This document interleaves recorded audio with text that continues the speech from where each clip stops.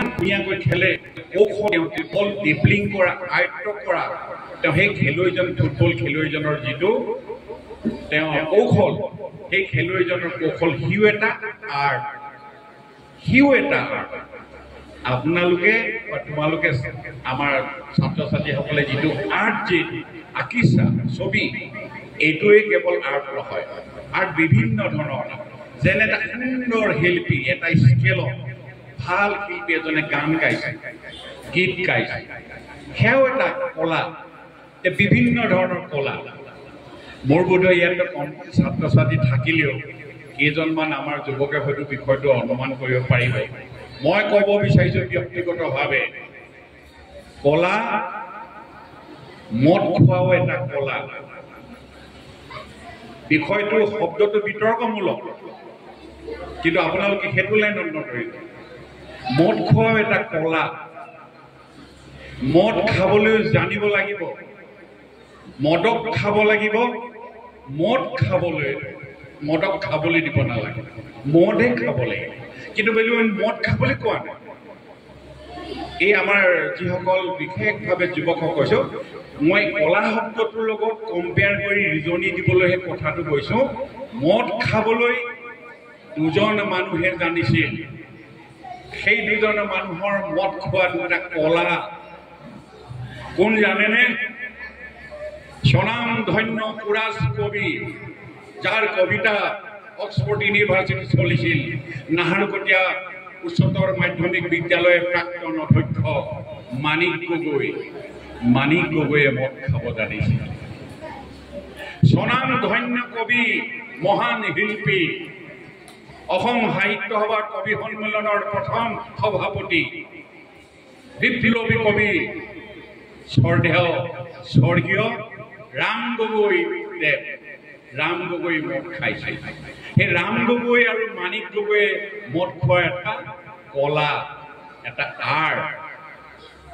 মই সেই আৰ্টৰ শব্দটোৰ কাৰণেই বাক্য কৰিছোঁ গতিকে আৰ্ট বুলি ক'বলৈ গ'লে এটা ব্যাপক হৈছে কিন্তু সেইটো হ'ল চিত্ৰকলা যেই নহওক ভাল হৈছে ইমান গৰমৰ দিনতো গৰম বন্ধৰ সময়ত তোমালোকে চিত্ৰকলাৰ যিটো প্ৰশিক্ষণ গ্ৰহণ কৰিলা ইয়াৰ পৰা নিশ্চয় তোমালোকে কিবা এটা শিকিলা ভৱিষ্যতে চিত্ৰকলাৰ দিশত আৰ্ট কৰিবলৈ যাওঁতে তোমালোকে নিশ্চয় কিছুমান কৌশল আয়ত্ত কৰিব পাৰিছা এইটো যে আমাৰ ইয়াত কৈছে এটা ৰঙৰ মেলা ৰঙৰ খেলা ৰঙৰ জৰিয়তে পেঞ্চিলৰ জৰিয়তে আমি আৰ্ট কৰিছোঁ আৰ্টৰ এটা লক্ষ্য উদ্দেশ্য আছে আৰ্টৰো এটা লক্ষ্য উদ্দেশ্য কেনেধৰণে ভাল আৰ্টিষ্ট হ'ব পাৰে কেনেধৰণে এজন চিত্ৰকলাৰ ক্ষেত্ৰত নিজকে আগুৱাই নিব পাৰে ৰাজ্যিক পৰ্যায়ত ৰাষ্ট্ৰীয় পৰ্যায়ত কেনেকৈ তোমালোকক ভৱিষ্যতে এজন আৰ্ট কৰাৰ ক্ষেত্ৰত এই যে পৰামৰ্শ অভিজ্ঞতাবিলাক দিছে এইখিনি গ্ৰহণ কৰিব লাগিব কৰ্মশালাৰ জৰিয়তে তোমালোকে এনেধৰণেই জ্ঞানটো আয়ত্ত কৰিব লাগিব যিকোনো অনুষ্ঠান যিকোনো জ্ঞান যিকোনো প্ৰশিক্ষণ নহওক কিয় গতিকে আমাৰ জুবলি মিউজিক ক্লাবে এই 3 দিনীয়া কৰ্মশালা আয়োজন কৰি যিটো এটা চিত্ৰকলাৰ কৌশলৰ ক্ষেত্ৰত প্ৰশিক্ষণ দিয়ালে ই এটা ভাল কাম হৈছে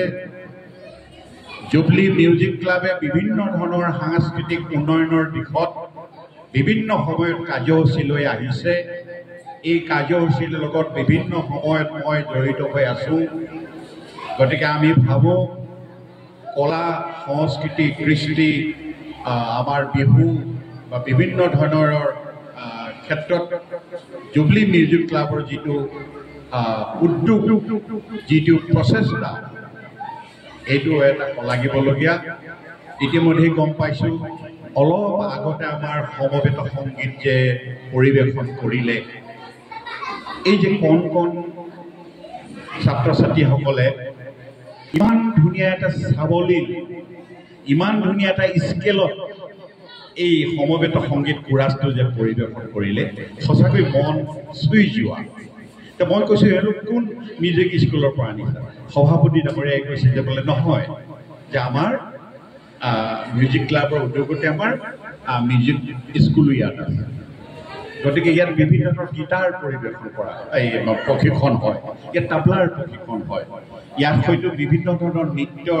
বিহু নাচৰ প্ৰশিক্ষণ হয় ইয়াত বিভিন্ন ধৰণৰ কলা কৌশলৰ ক্ষেত্ৰত প্ৰশিক্ষণ হয় এনেধৰণে সংগীত বিদ্যালয় ইতিমধ্যে তেওঁলোকে স্থাপন কৰি প্ৰশিক্ষণৰ যিটো ব্যৱস্থা কৰিছে ই নিশ্চয় জুবলি মিউজিক ক্লাবৰ উদ্যোক্তাসকলৰ এটা সফল প্ৰচেষ্টা বুলি ক'ব বিচাৰিছোঁ গতিকে এই অনুষ্ঠানটো ভৱিষ্যতলৈ দীৰ্ঘায়ু হওক এই জুবলি মিউজিক ক্লাবে বিভিন্ন ধৰণৰ জাতি জনজাতিৰ সমন্বয় সম্প্ৰীতিৰ মাজেৰে সংস্কৃতিৰ অনুষ্ঠানবিলাক আৰু বেছি সক্ৰিয় কৰি তোলক অসমৰ শিল্পীৰ পথাৰখন আমাৰ অসমীয়া মানুহৰ সংস্কৃতিৰ পথাৰখন যাতে আৰু উৰ্বৰা কৰি তুলিব পাৰে তাত যাতে অৰিহণা যোগাব পাৰে তাৰ কাৰণে জুবলি মিউজিক ক্লাবকো মই আহ্বান জনাইছোঁ আৰু আমাৰ দুয়োগৰাকী প্ৰশিক্ষক সমন্বিতে অভিভাৱকসকল আৰু আমাৰ চিত্ৰকলাত অংশগ্ৰহণ কৰা ছাত্ৰ ছাত্ৰীসকলৰ ভৱিষ্যত উজ্জ্বল অনুষ্ঠানটোৰ উত্তৰোত্তৰ কামনা কৰি মোৰ এই ক'বলগীয়া দশৰ সামৰণি মাৰিছোঁ।